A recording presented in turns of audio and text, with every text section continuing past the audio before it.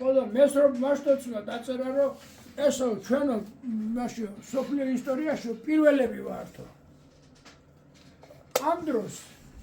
ამ დროს როცა ეს დაწერა მესრობ მასშტაბსა მაშინ სომხები საერთოდ აქ დღეს რომ სახლობენ აი ერევნის და სასომხეთის ტერიტორიაზე ჭაჭანება არ იყო მაგათი.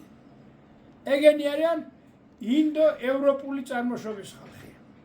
ინდო არ დაივიწყო, ინდო წარმოშობის ხალხი არიან.